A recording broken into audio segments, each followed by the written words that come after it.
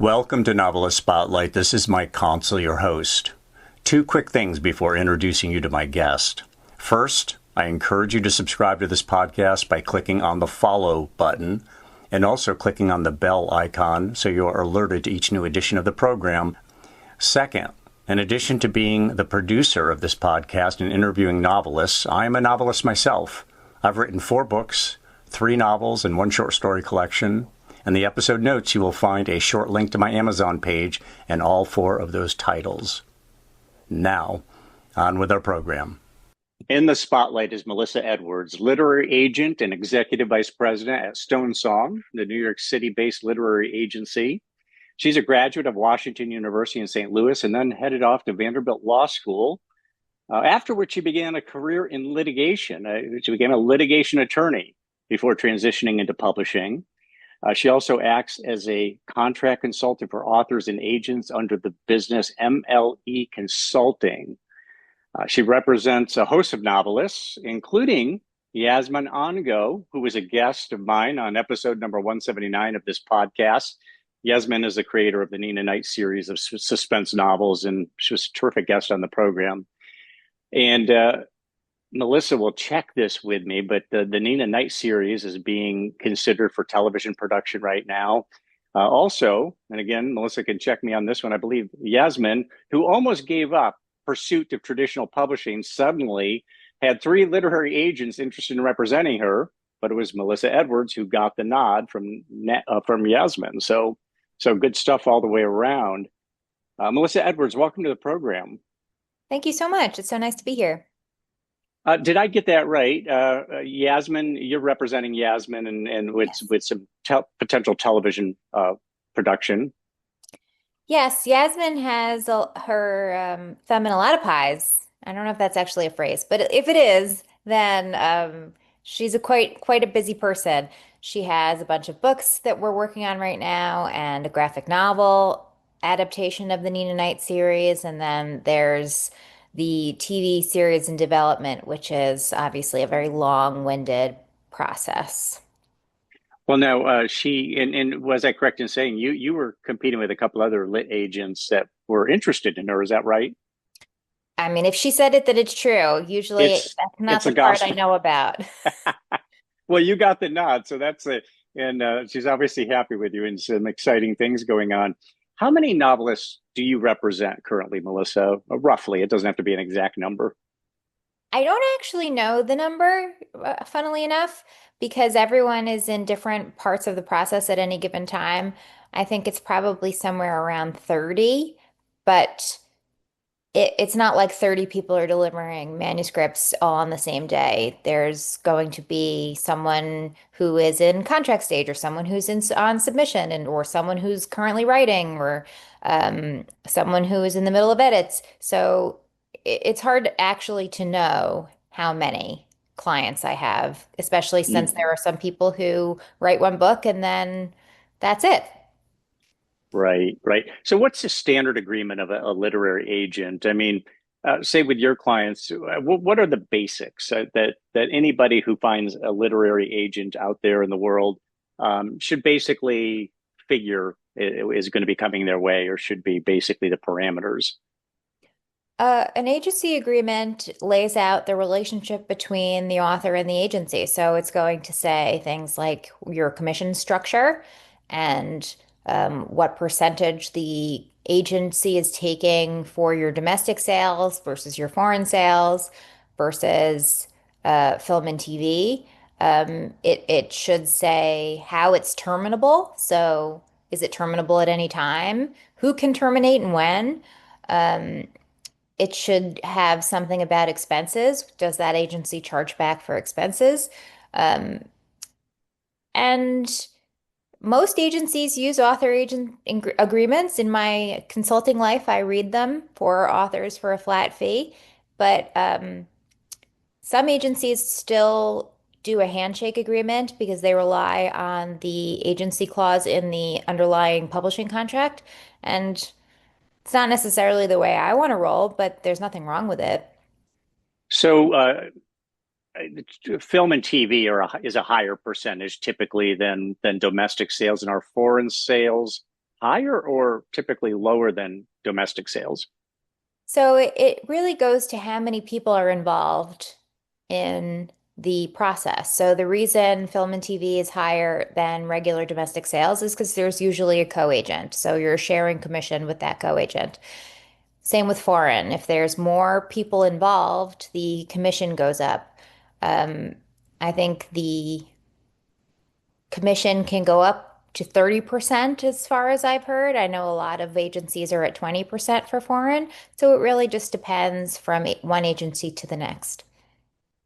So your law degree from Vandy must be really valuable in the work that you do right now. I mean, you're working with contracts and you were a litigation attorney, not a contract lawyer, I suppose, but your understanding of the law is such that I take it you've probably gotten quite good with contracts and understand them well. I try. Yeah, having a law degree doesn't hurt. It gives me a a level of cachet I think really feels important to authors. Even though I'm not their lawyer, it's nice to know that I am a lawyer. And I have read a lot of contracts, both as a literary agent and as a consultant for unagented authors and other agents. And so after you read enough of them, you know what they should say and you know when they're missing things. Now, what took you from law to book publishing? I was only a lawyer for like a minute. I mean, technically, I am a lawyer now. I should say that to my father, who would be very upset if I wasn't actually maintaining my license. I still have a license. But I, So that was short term. But did yes. you always have an interest in being a literary agent, or have you always been a voracious reader, or do you Oh, write? yeah. I don't write. So when I had just graduated from law school and was practicing law, I knew almost immediately it wasn't for me. But I have always been a passionate reader, especially in commercial fiction. So in thrillers and romance and mystery. And I emailed Harlan Coben's literary agent and said, I think your job is really interesting. I don't really know what a literary agent does, but I'm a huge Harlan fan. And then I got hired as their intern first and then their assistant like 2 weeks later. And that was the start of my publishing career. Wow. Well, so now you've been in publishing for how long now as an agent? That was, well, I started as an assistant in 2013. So I've been running my own list full time since 2016. Since 2016. Okay. So you have seen the book publishing industry change dramatically. The print on demand thing, the self-publishing, they used to be called vanity presses. Now they're taken much more seriously, just in terms of there's a lot of good writers out there who just don't make the cut. Maybe because they're not commercial enough.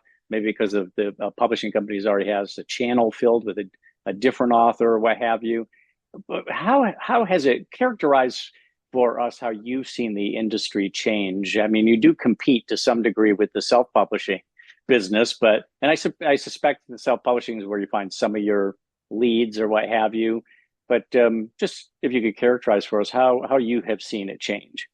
I don't really see self-publishing as competitive with traditional publishing. They're two very separate but very legitimate forms of publishing. They're entirely different business models, and I don't believe that authors who self-publish didn't make it in traditional publishing. I think they intentionally chose a different path that Mm-hmm.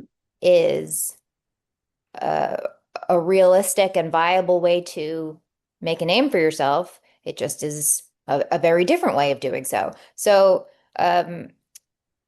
yes, I think the rise of self-publishing and how to grow that business intelligently has changed dramatically in the last 10 years. And also the rise of social media. I don't think anyone in publishing 10 years ago could have imagined what TikTok has done for book publishing. Right, right. So I mean, I'm of the belief that almost everybody out there who self-published would rather have gone the traditional route in terms Oh, I of, don't agree. I you don't don't think agree with so. that? You don't think No. people they're hunting for a literary agent who's somebody who says, basically sanctions them, throws holy water on them, and then can turn to a publishing company. And obviously, your job is you have to convince editors at a publishing house that this is a talent. Take a look at it, and I think this is an open channel for you guys at this time. I don't know the process, but why don't you Yeah. get into that a little bit? Why don't you think that everybody? Obviously, if you self-publish and you're making money at it, and you're really good with marketing, you're probably content. But there is something about having Melissa Edwards or any other literary agent say, you know what, let's go, let's get you published. Oh, I just think there are two different ways to get to readers. If if you're if you're really great at understanding your reader and knowing where your reader lives and how to get to them, and you want complete and total control over your end result, so over covers, over editorial, over your publishing schedule, then I think there are people in self-publishing who do so intentionally and would be interested to hear what traditional publishing could offer, but aren't necessarily looking for a traditional publishing deal. And then there are people, and many people, who I'm thankfully who I get to work with, who their goal is to be published in traditional publishing and want that support from a publisher and want to be edited by a professional editor and want to see their book in traditional bookstores. And I'm very lucky that I get to be a part of that process. I just don't think that there is 100% overlap between those two communities. Yeah, yeah. One of the things I've heard people say who do self-publish say, I like and have been traditionally published, then go to self-publishing is the speed with which you can bring it to market. It's like, wow, sometimes it takes a year and a half, 2 years for a Yeah. publishing house to bring it to market. And I don't want to wait that long. And I remember one of the authors I talked with on the program, she's in her 80s, and she said, look, I don't know if I'm going to live to see the day. So I'm going self-publishing because I want to get it out there. And Oh, she's that's already great. she's already an established she's a pretty established name. In fact, she was shortlisted for the National Book Award at one point. But even then, that's such a tough business. Here's a woman who has achieved a lot. She even got a note from James Salter saying nice things about the novel she wrote. I mean, the late great James Salter. And but then she wrote what she thought was the best novel of her life, and nobody was interested in it. It's a tough business, as you know. Let me ask you about how you handle incoming manuscripts. All literary agents say we're flooded with them. What is the process? How do you go about handling them? Who screens them for you, and how do you handle them from there? I read every query I receive personally. So it doesn't happen immediately and it doesn't happen quickly, but I screen everything myself. And then I think the querying process, I'm much more backlogged on queries than I am on full manuscripts. I try to get back to people on full manuscripts within 4 weeks if I can. And what are you looking for when you look at you probably ask for what, 25 or 50 pages or 10 pages? In the query, I think it's ten pages or 15 pages. I don't know exactly what the submission information says on the website, but the query itself is the most important document, and then reading the sample pages. And then if the sample pages have an interesting voice or a really thrilling plot, that will get me to request pretty quickly. Talk about the query letter a little bit, because first of all, I'm sure you want them to have read what you're looking for, so they're not out in left field and it's like, I don't represent that kind of work, and this person never bothered to check. Other than being accurate, that yeah, I'm the agent who would represent that if it was of the caliber that I'm looking for. What is in a query letter that makes you that maybe lights you up or just passes muster with you?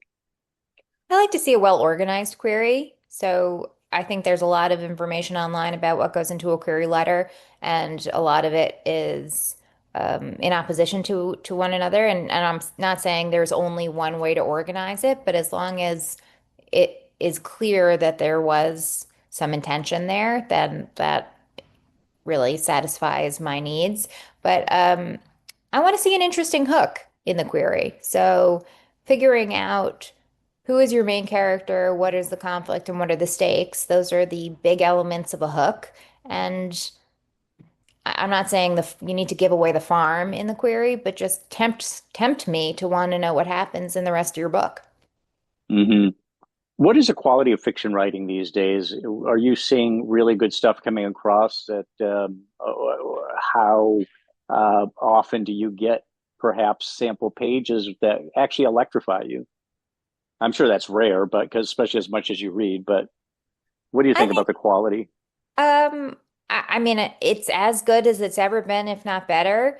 And there's always going to be a range. There's people who have been who like hit press send immediately after finishing the first draft of their novel, and it's still really rough. And then there's people who have been honing their book for years and years. And then there's diamonds in the rough who are waiting for their big break. It's like the quality is there. There's just a lot of there's just a lot of everything. So digging in to find those gems is what the challenge of our business is, because discoverability is always going to be the hardest part. I've heard it was the Robert Gottlieb who said, to Jane, Kennedy O'Toole, I forget his first name. He wrote The Confederacy of Dunces, and he Yeah. he said, it's a great book that doesn't say anything. I mean, it was great writing. It's funny. It's colorful, but you're not saying anything. And of course, he posthumously won. What was it? The Pulitzer, I believe he won posthumously. You, I'm kind of want to ask you about the power to weight ratio between the story and quality of the writing. Because what I see out there in the market a lot of times are commercially successful books that are not particularly well written, but it's all about the plot. I'm a commercial literary agent, so I don't know that I'm necessarily going to the text for beautiful language. If it's there, great. But I want a great story. That's generally why I'm reading. That's why I've always been a fan of reading, because I love great stories. And if I don't notice the line to line writing, it means that I'm hooked into the story. If I'm really thinking about the writing on a line to line basis, then it's probably not for me. Well, actually, really good writing can get in the way of the story sometimes, right? If a writer is kind of showing off his or her chops, would Oh, you agree with that? yeah, I think that makes sense. It's just it a lot of the time I'm happy for it to just wash over me. If the images are coming into my brain and if I feel enmeshed in their story and I feel physically placed wherever they have me, then I'm happy camper. What kind of volume do you and your fellow literary agents receive from week to week or month to month? Is that something you can talk about, just the flow? I don't actually know the answer, so I can only really speak for myself. I get a lot of queries per day. I don't actually know the answer to how many. I don't think anyone really does. And then other agents at my agency represent nonfiction, so their workflow is very different than mine, because a lot of nonfiction is on referral and it's on proposal, and it's just a very different business than the query fiction business. You had mentioned that the query letter is important, but when you go, let's say the query letter passes muster with you, it's like this sounds interesting. Then you turn to the writing sample. How many words does it really take for you to know whether or not the person's got what it takes for you to be interested? I mean, do you know right away? I mean, I spoke to a literary agent that um, in fact, he was on the program a long, long time ago. I haven't had. I'm really glad you're on here, Melissa, because we haven't had a literary agent in a long, long time. But he had said, in fact, he read the intro on one writing sample he got that he said this one just lit me up right away. But I'm curious as to what, and he says he knows within a few sentences whether or not the person knows how to write. What do you say? I think I read as far as I have to before I decide to request. It's like sometimes you decide to request after a few sentences, and sometimes you decide to request after a few pages. You read as far as you have to before you can make that determination. I can't know what. the answer will be at the end of the full based on the sample, but you know whether or not you want to read the full by the end of the sample. It's just it is a building blocks process. You can't know the answer to the end of the question if you've only had the first few words. You said you look for commercial fiction. You want books that are going to make some money, that they have marketability. I like the books I like. I mean, I want to sell the books I like to read. So I tend to read very commercial fiction. So that is the space that I have the most comfort in because it's the kinds of books I've been reading my entire life. But yeah, they tend to make a lot more money because a lot of people read them.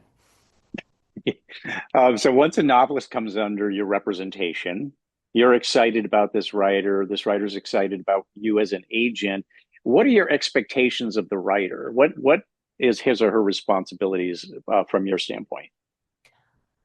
Really, it comes down to communication. So if I don't know what they expect of me, I can't live up to it. If they don't know what I expect of them, they can't live up to it. As long as we're communicating, then it can vary from one author to the other. Some people want more hand holding. Some people want to be left alone so they can write and edit. And I'm happy to do whatever anyone needs as long as they make it clear as we roll along through the process what they want. Now, do you do some suggestions and editing yourself with the author, or do you refer them to maybe a book development editor to put a shine on it, or do you look to the publishing house, put assigning an editor to the project and having that editor handle any revisions that he or she thinks need to be made?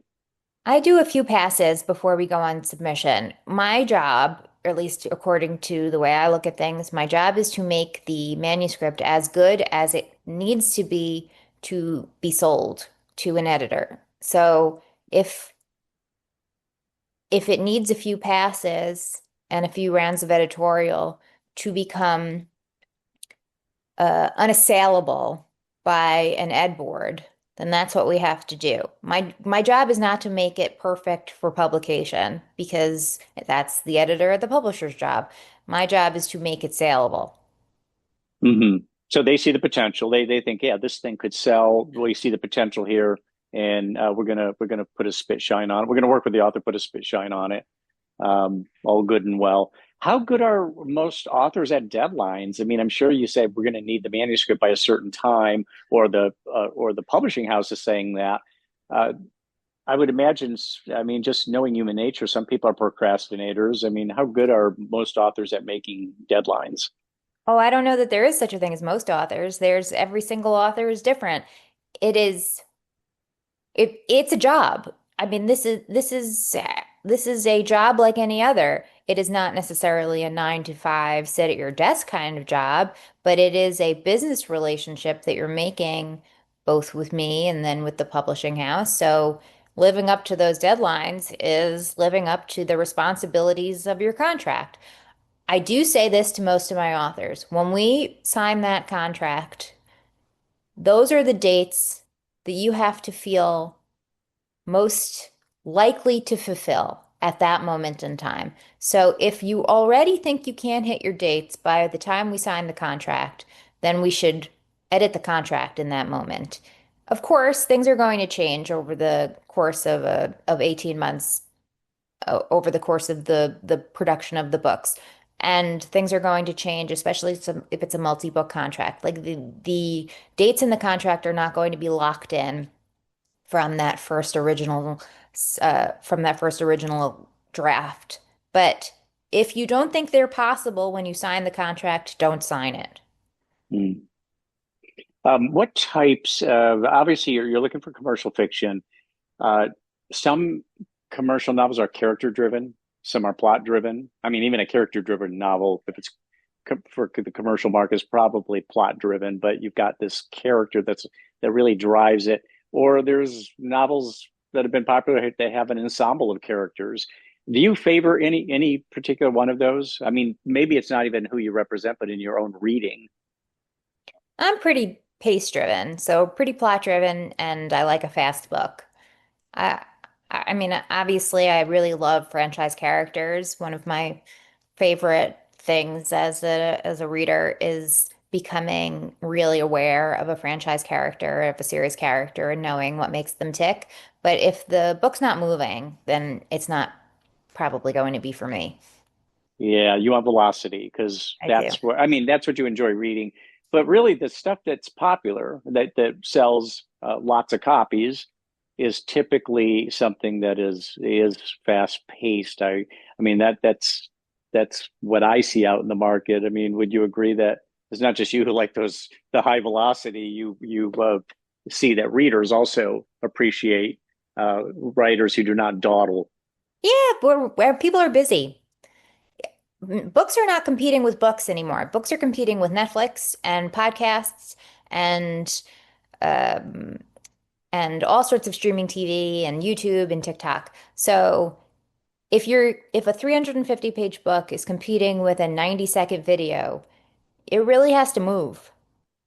Yeah, I mean, isn't that the truth? Now, on the other hand, and this is something I've said on the program several times, I've said to authors, if you look at Netflix and Apple TV and Prime Video, Hulu, you name it, there's a tremendous number of programs, movies and programs, particularly series, that are based on novels, and a lot of times they're not even novels that are particularly famous.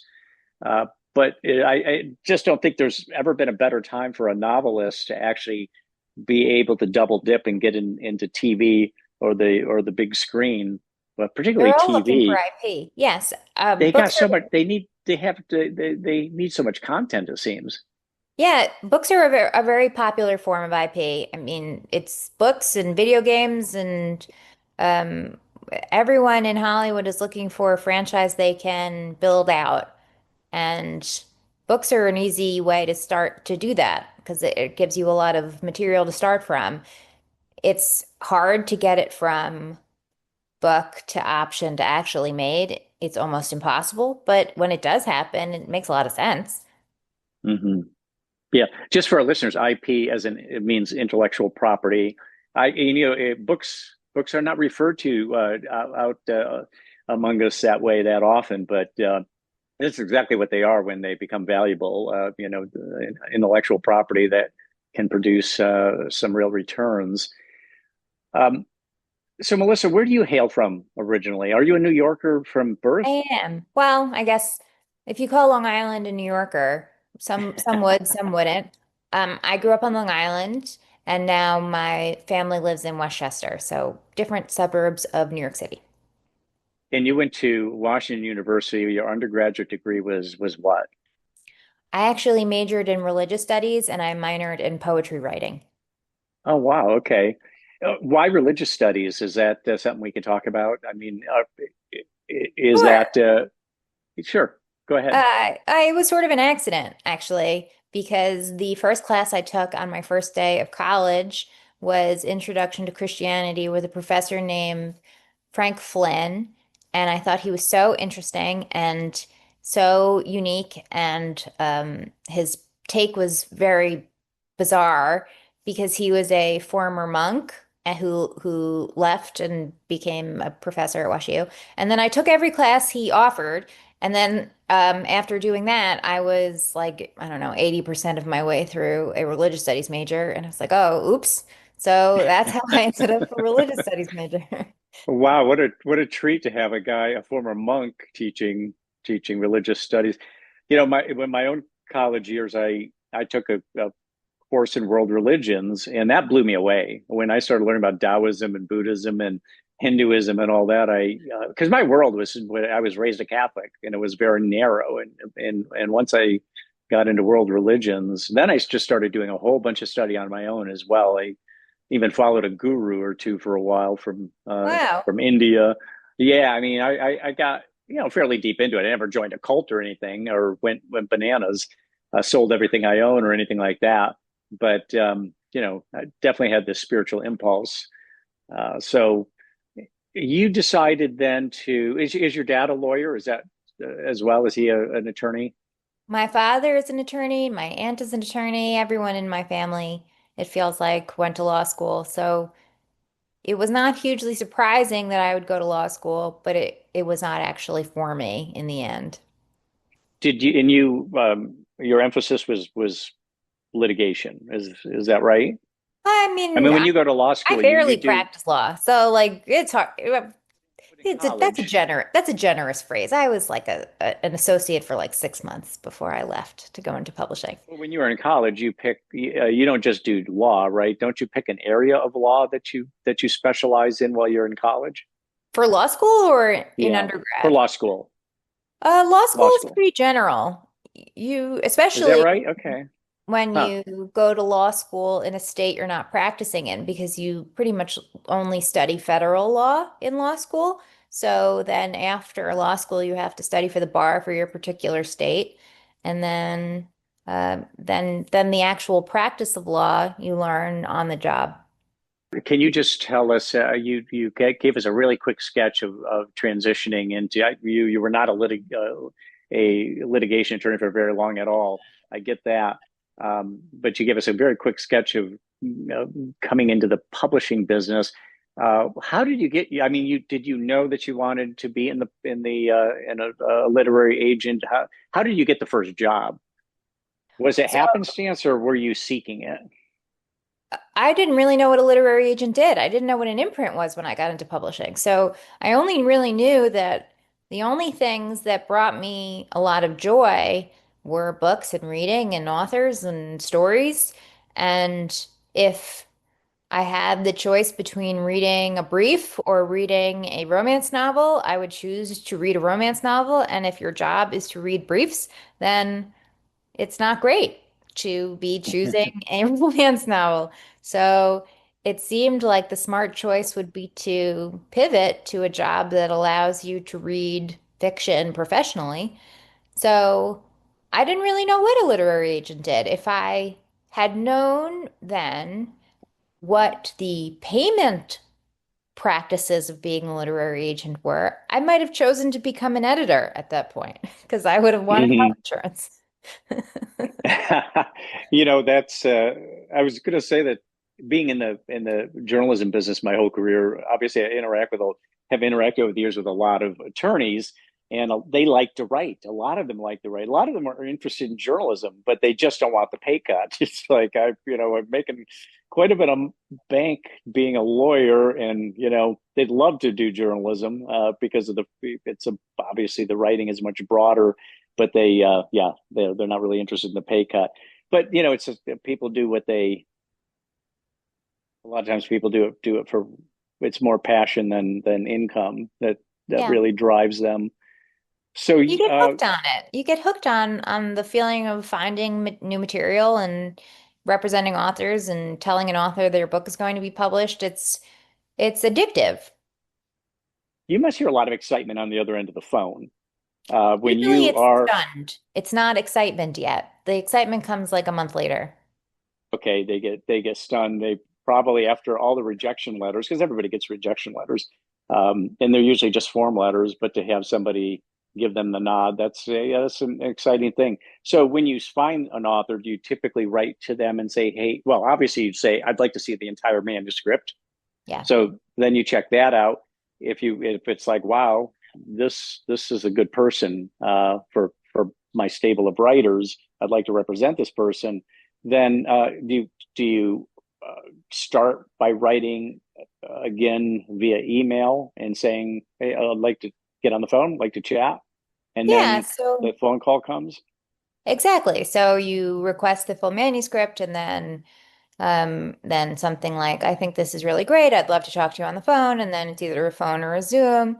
And then we go through what the relationship would look like. And usually authors have a whole host of questions for me about the agency or about the agency relationship or about my editorial vision for the book. And then I give authors at least 2 weeks to make a decision. And in that time, they can follow up with other agents who are reading, or they can see if they can get other offers. And then some of them also want to have conversations with clients on my list, and so I can give them names of referrals. And then 2 weeks later, I find out whether or not they chose me. So it becomes a beauty contest for agents as well. Well, yeah, if a author's so good that they've got multiple agents, like Yasmin did, I mean, that's a beautiful thing. Yeah. So just getting back to your entry level into where have you been at Stonesong the whole time, or were you at did you start a different agency? I started at the Aaron Priest Agency before I And moved you, over to Stonesong in 2016. and you entered at what level were you when you got the job? I was an intern for 2 weeks and then I was an assistant and then I took over foreign rights and then they let me start building a list before I left in 2016. How do you know when somebody, think about your own agency, and how do you know that a person is has got the right stuff to be a literary agent? Oh, I mean, I don't know how you know that looking at someone else, but Do you have any say so in this? Do you guys work as a team and say, so and so has been doing a great job with this and that? And conversations I've had with him or her, I really hear, the really intelligent analysis of what they're looking at. So I think that this person could do it. Do well, you have conversations like that? I'm not an owner of the agency. So there Hmm. are two owners of my agency, Allison Vargas and Ellen Scordato, and they make those determinations for Stonesong. But I think it's a lot of factors. Agenting is commission based, as you probably know. So there's a money question. So can they bring in enough money to support themselves and also bring in money to the agency? Because advances and royalties are not paid out 100% are not paid out all at once. So let's say you look at this person and you think they would be really good at selling books. The entire advance for every book they sell is not going to come in on day one. It is broken into pieces. So it takes a really long time for an agent to gear up to making enough money to support themselves. And so, how are they going to support themselves in those first few years of agenting, or are they lateraling in from a career at another agency? These are all sorts of questions that are in the mindset of someone being hired as a literary agent? Or are they expecting to assist the agency and would want a salary for those first few years? That's what a lot of agents do. That's what I did when I first started out. I got a salary when I was an assistant, and then you transition over to being commission only. So there's a lot of questions, but it all comes down to ambition and work and drive because this is a solitary career. This is not a career that has a lot of oversight. You have to really be committed to building your own list every day forever, or else you don't And eat. you're, and yeah, exactly. You're under the gun. You're going to be motivated because you're really working on commission, and that's a great motivator for any It, person. yeah, it does. There's no salary to keep you going from week to week. You really have to be aware of your own finances forever. Now, did you express to the people at Stonesong that I would like to be a literary agent, or did they start saying, you would be good at this? So I emailed them when I was leaving one agency and moving and to move to another. I had met one of the agents from Stonesong in the bathroom at Hachette at a party, and I really liked her, and I really liked the way her relationship with her agency. It seemed like it was really collegial, and I liked her bosses. And so I emailed her and said, I'm looking to move. Do you think I could get in touch with Allison and Ellen? And then she put me in touch with them, and here we are all these years later.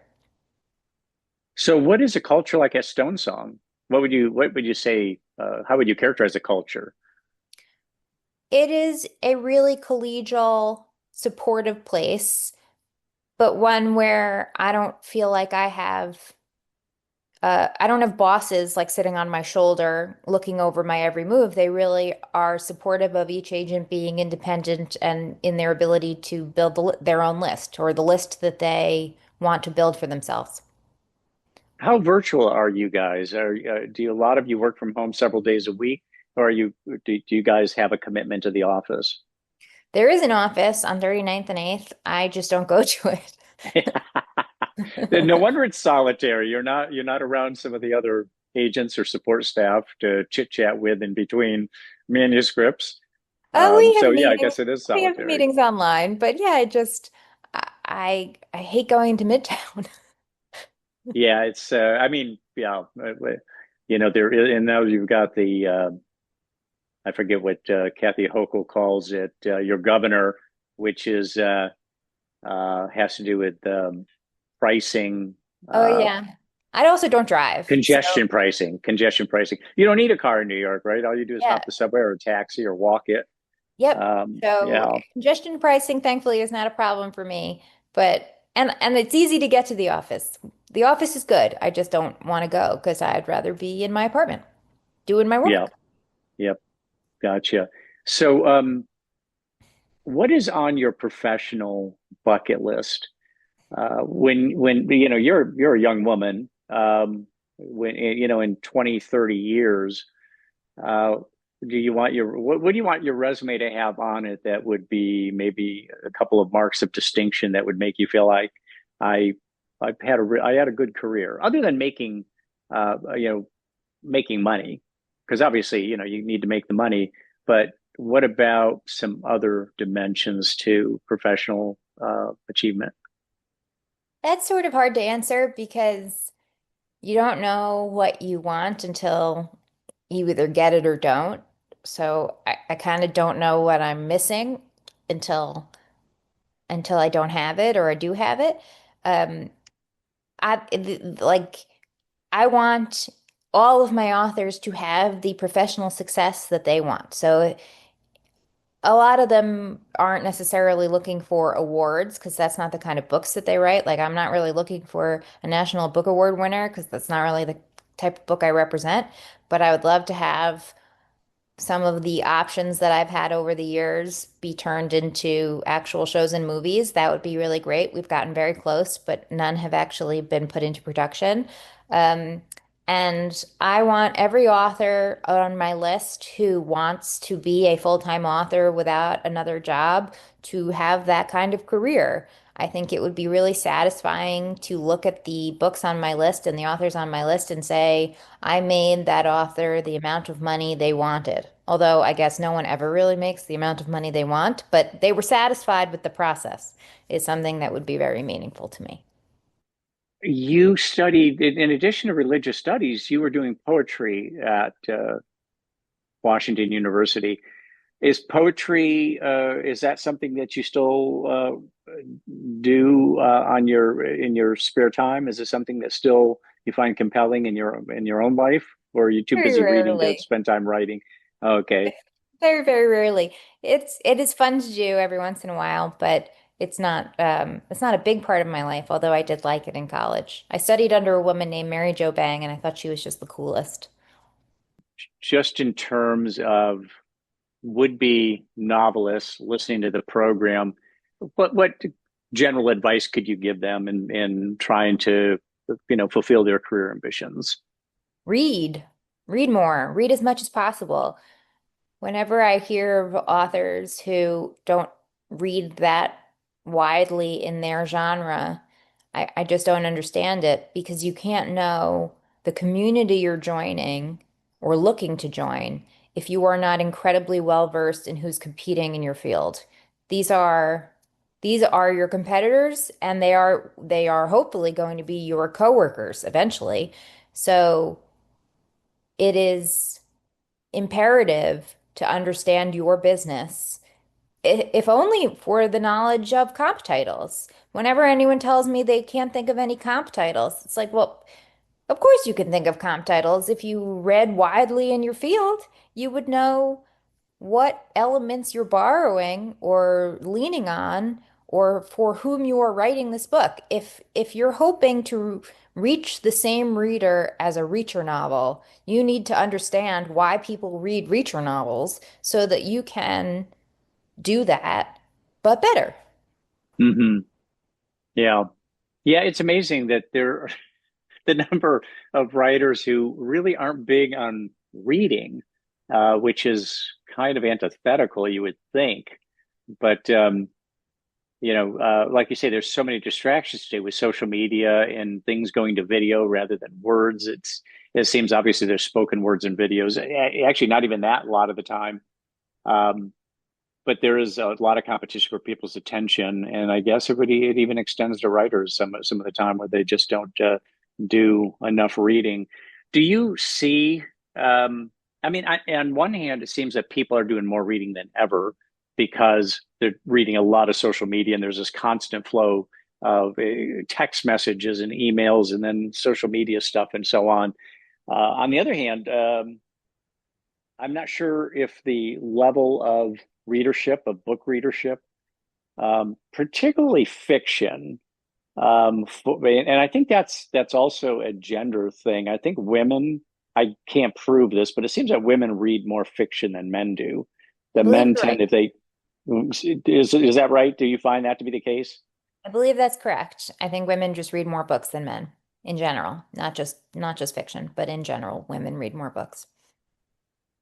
So do you look at manuscripts in because of this being the case? Do you think in terms of how this will land with the female half of the population because they tend to be the ones who spend on books?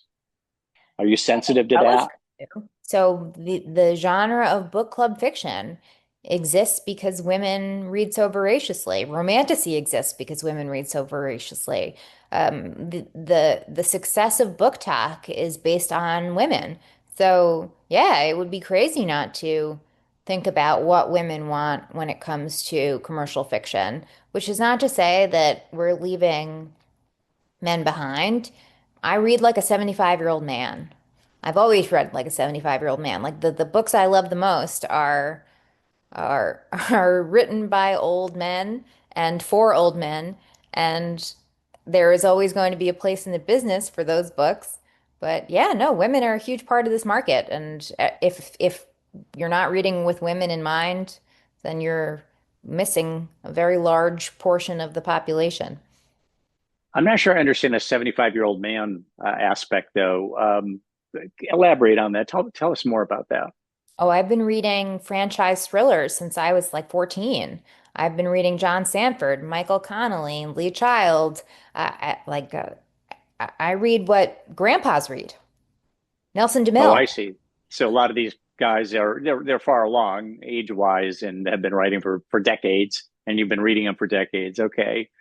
So other than the people you represent, who are some of your favorite authors? I heard you mention Harlan Coben, but who else do you read voraciously? Well, I also already mentioned Michael Connelly, but I read every book Michael Connelly writes, and I will forever.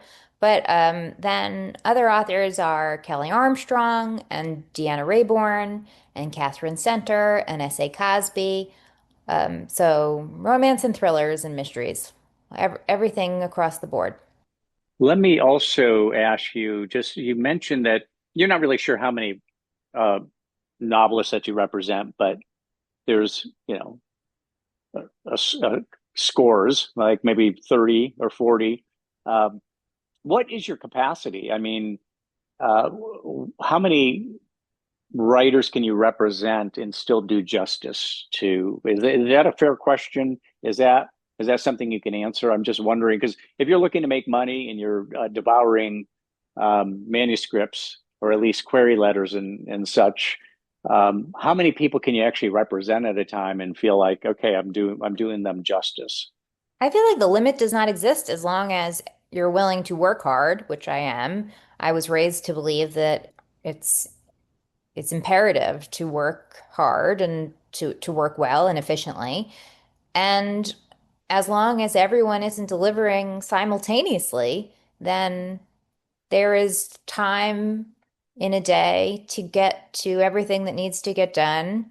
as long as you break it up intelligently. So I'm not looking to sign tons of authors per year. That is not what someone who's mid-career can do feasibly. It's just not possible. You have to maintain the authors that are currently on your list at the level that you sign them at. But like a shark, if you're not moving forward, you're dead. So I have to be consistently looking for new talent. My guest has been Melissa Edwards, literary agent at Stonesong. Melissa, I really appreciate you taking the time. This has been really valuable to listening audience. Thank you so much. It's been a pleasure.